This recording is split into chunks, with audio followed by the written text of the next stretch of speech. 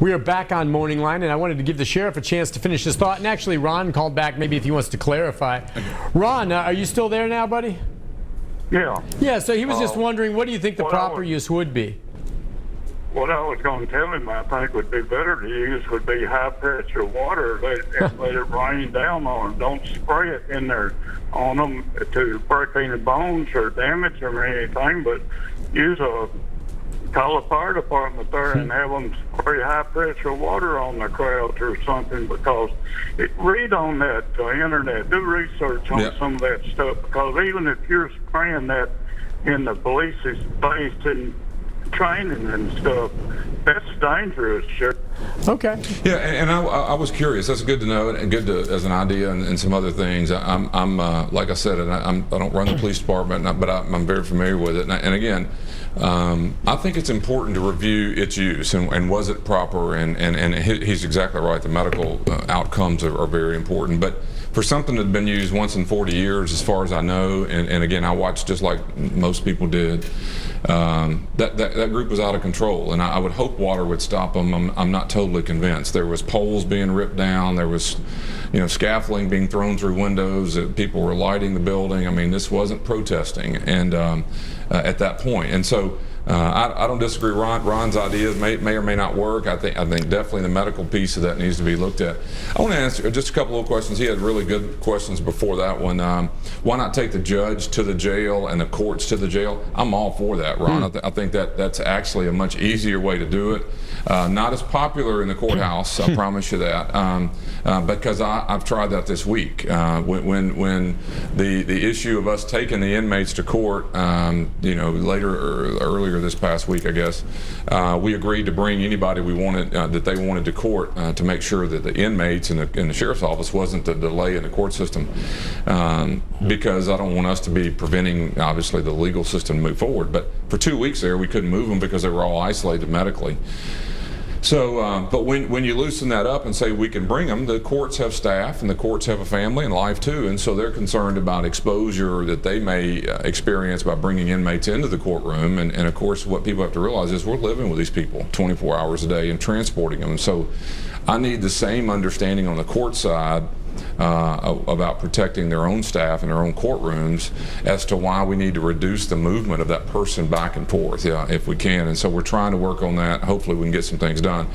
Gosh, Ron's question was a really good one. Why not bring the National Guard in when we get really short-staffed? I would do anything I had to at some point. Friends of mine that are sheriffs who've already called in the National Guard to run inside the jail facilities because of staffing. I did something that hadn't been done ever in the sheriff's office before. We shut down 2 major divisions of the sheriff's office. A lot of these people haven't worked in the jails in 30 years. In our civil warrant division and what we call correctional services. They're doing work all over Nashville and kind of a nonprofit world and doing things out in the community. And so, I don't know, probably 30, 35, 40 maybe total people shut their entire divisions down. I've been working in the jails for the last month, I guess. And basically every staff we have. We had a training class that Nick brought up a minute ago. They basically have an 8-week program. It's Monday through Friday for 40 hours a week and go 8 weeks. I went to the training director about 3.5, 4 weeks ago and said, you got to get this done quicker. We can't wait 8 weeks. We collapsed all that. We trained basically 12 hours a day and on weekends. They graduated on Monday. In about 3.5 weeks, they accomplished the 8 weeks worth of training. I've done everything I can, and I would also do the National Guard before I would put our staff and inmates in extreme risk, and Ron's right. But I think my job, my duty is to manage within as long as I can, and at the end, if I had to, I would have reached out to someone else. At least you know it's there available if you need it. Let's go to Tom. Tom, good morning. Hi, Tom. Good morning. What's your question, sir? The question is, why are people getting drugs over in Riverbend Prison? One guy died about a month ago or 3 weeks ago. I got a couple of letters from guys telling me that drugs are still in there and nobody's allowed to go in there anymore. I don't know how they're getting in there. That's interesting. Now, Riverbend, again, is a state prison, which is not under the sheriff, but it's here locally, and you deal with drugs getting in. But if that's true, I'm guessing the same type of thing may be happening to some degree still in the jails.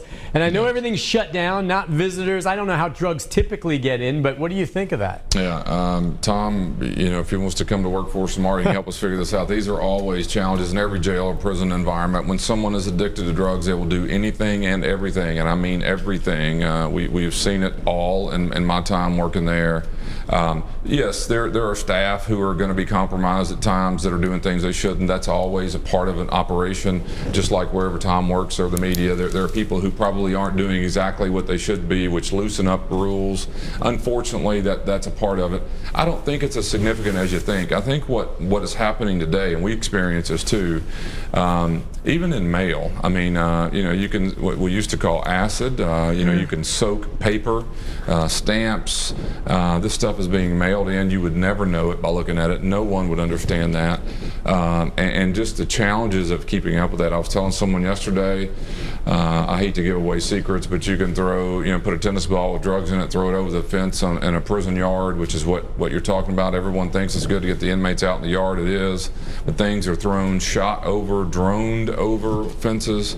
There's a lot of stuff going on, including staff, but I think it's not always as easy as staff are dirty. What it really is the challenge of people who are addicted doing anything and everything they can to bring in drugs, and it's an ongoing challenge, and quite frankly something that'll be around for a long time. I remember for a while there were stories too about cell phones getting in, and maybe that's still an issue, but I was just wondering, isn't there some device that jails or prisons can get that literally would block cell phone signal if they got in? Is there something like that? Great question. Yeah, there's been a lot of federal legislation. We've been a part of that, trying to get I think what you call it, like zones of areas where there's cell phone. The problem is our staff. I know, you have staffers that need to be able to use them. Kids on breaks, and they need to go talk. So you really hurt yourself in a lot of ways. There are all kinds of new devices, they tell me, technology-wise, that may solve this going down the road, even for middle and high schools, kind of a way that you could reduce the ability for them to talk during classes and shut these zones down and all that. So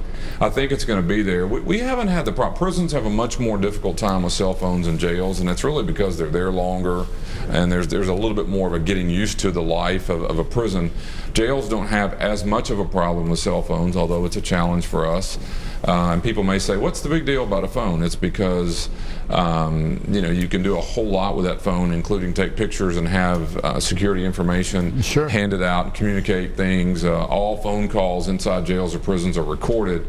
They're recorded so you can ensure that everyone is safe and secure, and if you start allowing them to communicate via their own devices, all sorts of things are potential. So we'll take a break on that note. When we come back, we got several more phone calls for you and a few more topics I want to ask you about as well. If I can get a word in edgewise, we'll take a break. Be back with more right after this.